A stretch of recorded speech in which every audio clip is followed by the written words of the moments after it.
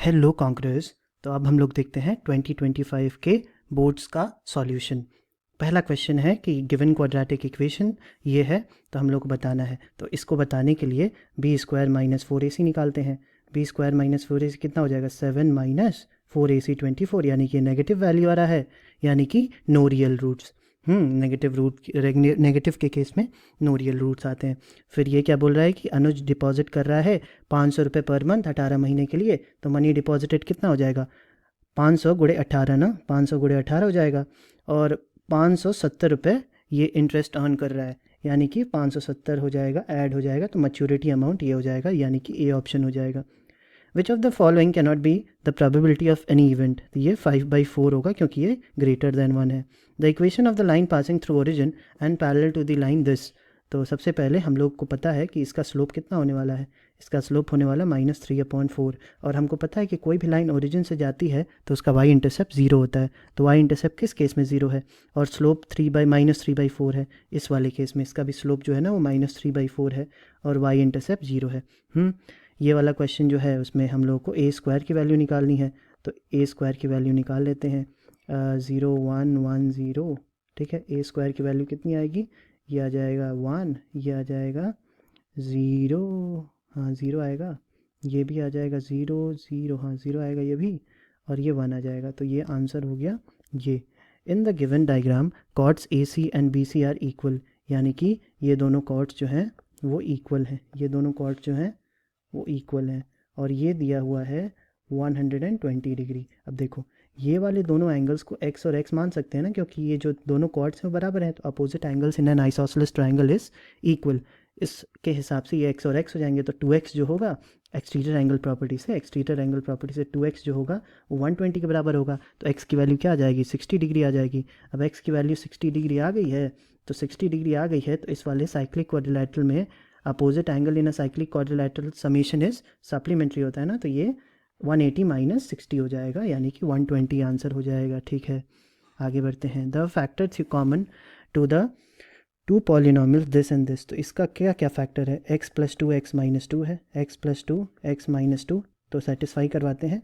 एक कोई भी x - 2 मतलब 2 डाल के इसमें देखते हैं कि क्या रिमाइंडर 0 आता है। रिमाइंडर 0 आ जाएगा तो वो इसका भी फैक्टर होगा। तो 2 डाले तो 8 - 4 - 8 +4, यानी कि सच में ये 0 आ रहा है, यानी कि x - 2 जो है वो दोनों का फैक्टर है। Man invested in a company paying 12% dividend on its shares if the percentage return on his investment is इतना। तो return percent 10 is equal to dividend by 100 into nominal value into number of shares divided by investment, जो कि होता है market value into number of shares into 100 होता है। तो ये 100 कट गया, एन कट गया, और यहाँ से क्या पता चला कि मार्केट वैल्यू इधर भेजेंगे ना, मार्केट वैल्यू को इधर भेजेंगे, नॉमिनल वैल्यू को डिनोमिनेटर में भेज देंगे। तो market value upon nominal value is equal to 12/10, यानी कि मार्केट वैल्यू जो है ना वो ज़्यादा है नॉमिनल वैल्यू से। मार्केट वैल्यू रेशियो के हिसाब से मार्केट वैल्यू ज़्यादा है। मार्केट वैल्यू ज़्यादा होती है तो क्या बोलते हैं? अबव पार बोलते हैं ना। The point which is equidistant from 3 non collinear points D, E and F is the circumcenter of triangle DEF. The point which is equidistant from 3 non-collinear points, this is the circumcenter. सही बात है, ये तो बात सही है ना। The incenter of triangle is the point where the bisector of angles intersect, ये भी बात सही है। तो both the statements are true.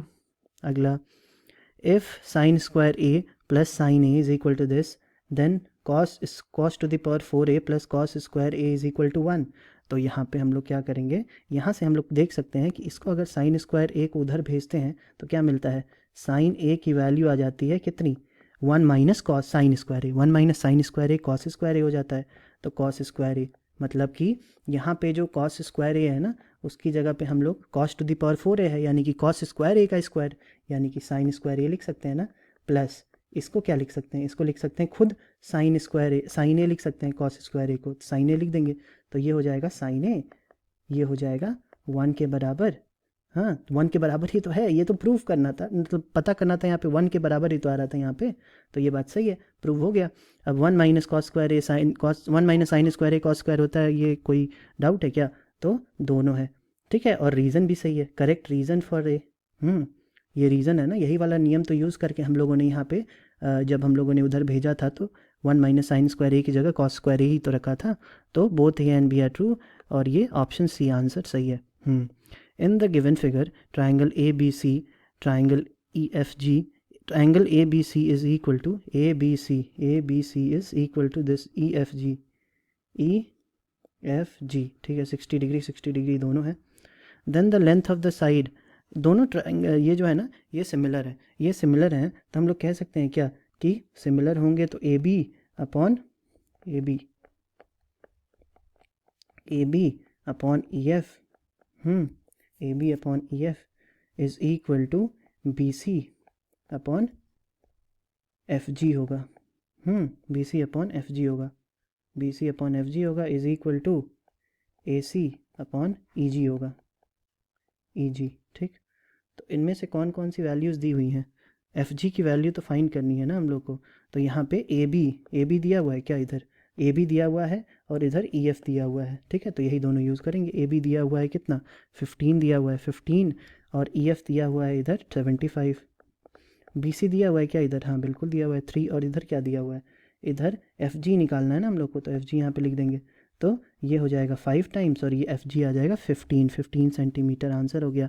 If the volume of 2 spheres is in the ratio 27:2, तो वॉल्यूम अगर है तो वॉल्यूम है, then the ratio of the radii is, तो वॉल्यूम ऑफ स्फीयर्स कितना होता है 4/3 पाई R1 क्यूब पहले वाले का, और divided by 4/3 pi R2 cube, okay, is equal to 27/64, तो ये 4/3 पाई ये दोनों कैंसिल हो गए, तो R1/R2 क्यूब आ गया, वही निकालना था ना, रेशियो ऑफ द रेडियाई निकालना है, इज इक्वल टू, अब ये 27 को 3/4 का क्यूब लिख सकते हैं कि नहीं, तो यहाँ से R1/R2 कितना आ गया 3/4 आ गया ना, तो 3/4 आंसर हो गया।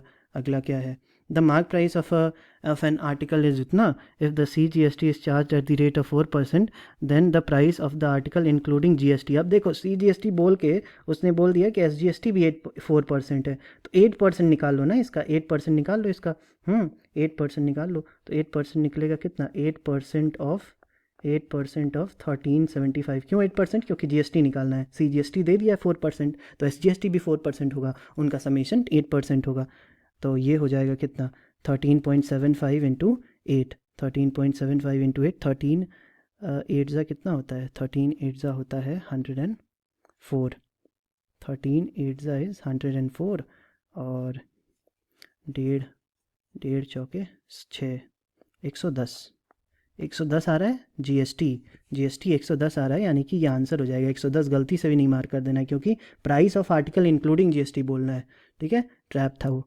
The solution set for this is, तो यहाँ पे 3 से -3 से पूरी इक्वेशन में मल्टीप्लाई कर दो, अगर नेगेटिव नंबर से मल्टीप्लाई करते हैं तो साइन बदल जाता है ना, तो साइन बदल गया, तो ये हो गया ये, और ये z है, z मतलब क्या, z मतलब कि इंटीजर्स, तो 0 से -6 तक बोथ नॉट इंक्लूडेड, 0 से -6 बोथ नॉट इंक्लूडेड, ठीक है।